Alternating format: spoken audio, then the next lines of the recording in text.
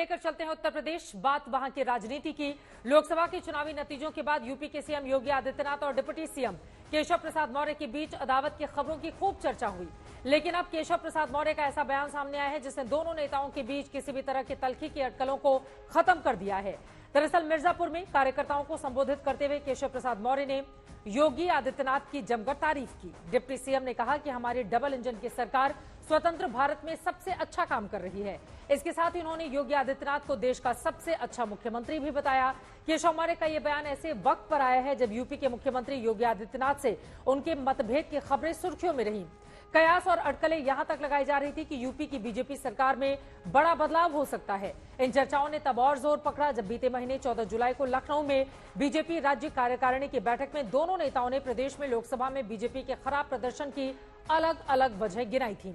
CM Yogi Adityanath ने बैठक में अति आत्मविश्वास को यूपी में पार्टी के खराब प्रदर्शन का कारण बताया था, जबकि केशव मौर्य ने इसी दौरान बयान दिया था कि संगठन सरकार से बड़ा होता है। लेकिन अब केशव मौर्य ने अपने बयान से सभी अटकलों पर विराम लगाने की कोशिश की है। लेकिन उप मुख्यमंत्री ने मुख्यमंत्री की तारीफ की। इसको लेकर भी अटकलों का बाजार गर्म है। और मैं मानता हूं कि आप भी अब जानते हैं, मानते हैं और जनता भी ये जानती और मानती है कि हमारी डबल इंजन की सरकार स्वतंत्र भारत के इतिहास में सबसे अच्छा काम कर रही है। दुनिया में मोदी जी जैसा नेता कोई दूसरा है क्या? देश में मुख्यमंत्री योगी आदित्यनाथ जी जैसा दूसरा मुख्यमंत्री है क्या? तो जब देश का नेता हमारा दुनिया का सबसे शक्तिशाली, प्रभावशाली और प्रदेश के हमारे मुख्यमंत्री जब पूरे देश के मुख्यमंत्रियों की तुलना होती है उसमें सबसे अच्छा काम उनकी अगुवाई में किया जा रहा है, तो पीछे होना चाहिए कि आगे होना चाहिए? केशव प्रसाद मौर्य जब बताते हैं कि संगठन बड़ा होता है सरकार छोटी है, तब भी खबरें बनती है। लगता है कि वो आंखें तरेर रहे हैं मुख्यमंत्री के सामने। और जब वो तारीफ करते हैं योगी आदित्यनाथ की तो भी वो बड़ी खबर बन जाती है। उप मुख्यमंत्री केशव प्रसाद मौर्य के नए बयान पर भी सियासी चर्चाओं का दौर शुरू हो चुका है। समाजवादी पार्टी के मुखिया अखिलेश यादव के केशव मौर्य के बयान के बहाने बीजेपी सरकार पर हमला किया है। अखिलेश यादव ने ट्विटर पर लिखा है, कोई डबल हार के उपहार के बाद भी डबल इंजन का प्रशंसा प्रमाण पत्र बांट रहे हैं। अगर माननीय सही काम कर रहे होते तो दो उप मुख्यमंत्री की क्या जरूरत पड़ती? इसका मतलब या तो वो सही काम नहीं कर रहे हैं या फिर बाकी दो बेकाम हैं, नाकाम हैं और उनका काम दरबारी चारण की तरह करना बस स्तुति गान है। अगर उप मुख्यमंत्री को वो उप संबोधित कर रहे हैं अखिलेश यादव, अगर उप सच में उपयोगी होते हैं तो दिल्ली के मंडल में भी होने चाहिए थे, परंतु है नहीं। इसका जवाब देंगे उप या रहेंगे चुप। अखिलेश यादव की ओर से ये ट्वीट किया गया है। केशव प्रसाद मौर्य का बयान आया तो विपक्ष ने भी जोरदार बयानबाजी शुरू कर दी है। वहीं कांग्रेस पार्टी का कहना है, आखिर केशव प्रसाद मौर्य को विधानसभा चुनाव में किसकी वजह से मात मिली? तो समाजवादी पार्टी कह रही है कि केशव प्रसाद मौर्य को कुर्सी तो मिली नहीं, अब वो स्टूल बचाने की कोशिश में लग गए हैं।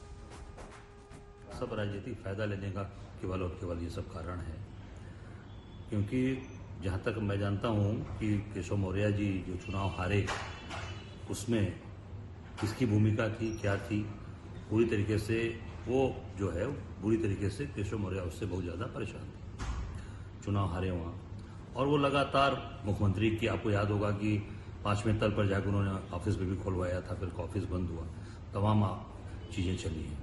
ये केवल और केवल लोकसभा चुनाव का डर है।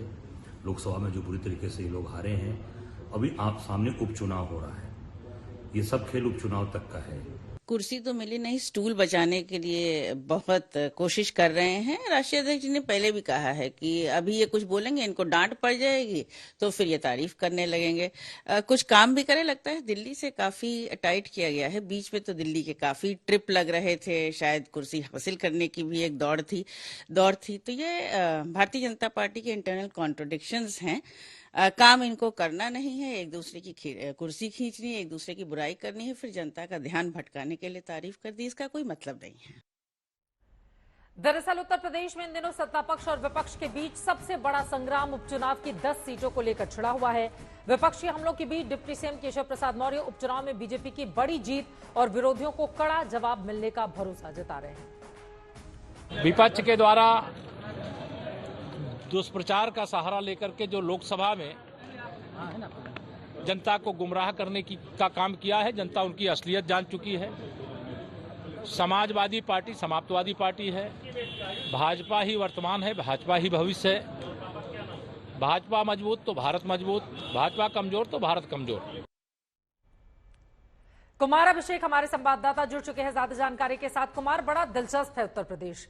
डिप्टी सीएम केशव प्रसाद मौर्य जब मुखालफत करते हैं तो योगी आदित्यनाथ और उनके बीच कितनी तनातनी है उसको लेकर खबरें तमाम सामने आती हैं। अब जब तारीफ कर रहे हैं तो वो भी खबर बन गई है और उस पर भी अखिलेश यादव तंज कस रहे हैं। इसके मतलब मायने क्या निकाले जाए? देखिए चित्रा, इसमें एक बात तो साफ दिखाई देती है कि ऐसी तारीफ सालों से किसी ने नहीं सुनी होगी जो केशव मौर्य ने की है कि देश में ऐसा मुख्यमंत्री आप बताएं कौन है। यानी कि वो देश का सबसे अच्छा मुख्यमंत्री मानते हैं।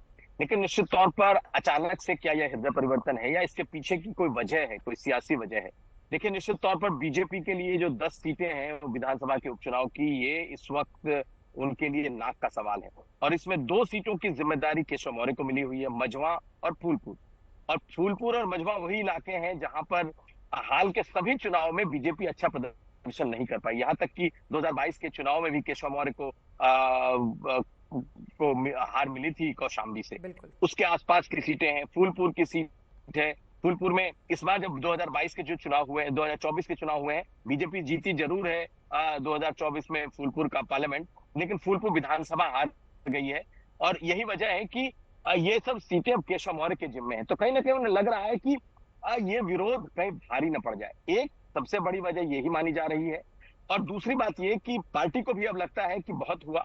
दोनों के नेताओं के बीच जितने विवाद आने थे चुनाव के बाद, हार का जितना ठिकरा फोड़ा जाना था, ये सब कुछ हो गया और अब दोबारा से पटरी पर लाया जाना है। और इसी वजह से आप देखेंगे हाल के समय में दिल्ली दौरे खूब हुए। कहीं ना कहीं पर्दे के पीछे से इस बात की कोशिश हुई है कि दोनों नेताओं को कम से कम एक पेज पर अब आना चाहिए, रहना चाहिए। और शायद यही वजह है कि आप इस तरीके का हृदय परिवर्तन या बदलाव आप देख रहे हैं चित्रा। लेकिन ये हृदय परिवर्तन क्या फायदा पहुंचाएगा, ये भी बड़ा सवाल है, क्योंकि हाल ही में हमने देखा था कि संगठन और सरकार को लेकर किस तरह के बयान सामने आ रहे थे और यही कारण है कि अखिलेश यादव उप कहकर तंज भी कस रहे हैं।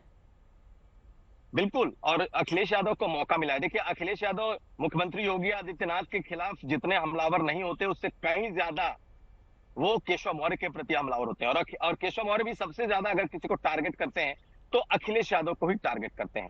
ऐसी स्थिति में जिस तरीके से ये बयान आया है और पूरा का पूरा विपक्ष एक तरीके से पिल पड़ा है केशव मौर्य पर कि ये क्या हुआ और क्यों हुआ, बाकायदा इसके पूरे एनालिसिस की जा रही है कि आखिर ऐसा क्या हुआ कि केशव मौर्य ने इस तरीके के बयान देने शुरू किए हैं। तो निश्चित तौर पर अब इस तरह के ट्वीट, इस तरह की आलोचनाएं उन्हें झेलनी होंगी, क्योंकि अभी ज्यादा वक्त नहीं हुआ है जब उन्होंने इस सरकार और संगठन की बात उठाई थी। और सरकार और संगठन की बात वो आज भी उठाने से नहीं चूकते, लेकिन हाल के समय में ये नहीं दिख रहा है। एक बात और आपको छोटी सी बता दूं कि पिछले 2-3 दिनों में, चाहे 14 अगस्त से देख लीजिए, 15 अगस्त, उसके बाद से मुख्यमंत्री योगी आदित्यनाथ के साथ दोनों डिप्टी सीएम थोड़े सहज दिखे हैं। विभाजन त्रासदी का जो कार्यक्रम था उसमें भी हाथ पकड़ के एक दूसरे के साथ खड़े दिखाई दिए और अटल जी के भी कार्यक्रम पे दिखाई दिए। तो कुल मिलाकर कहीं ना कहीं बैकग्राउंड में कुछ पीछे, पर्दे के पीछे कुछ चीजें ऐसी हुई हैं जो अब दोनों को साथ ला रही हैं, एक पेज पर ला रही हैं। चलिए ठीक है, अब पर्दे के पीछे ऐसी क्या चीजें हुई हैं जो दोनों को साथ लेकर आ रही हैं? कुमार अभिषेक आगे इसके बारे में और ज्यादा जानकारी देंगे अपने सूत्रों से बातचीत करके।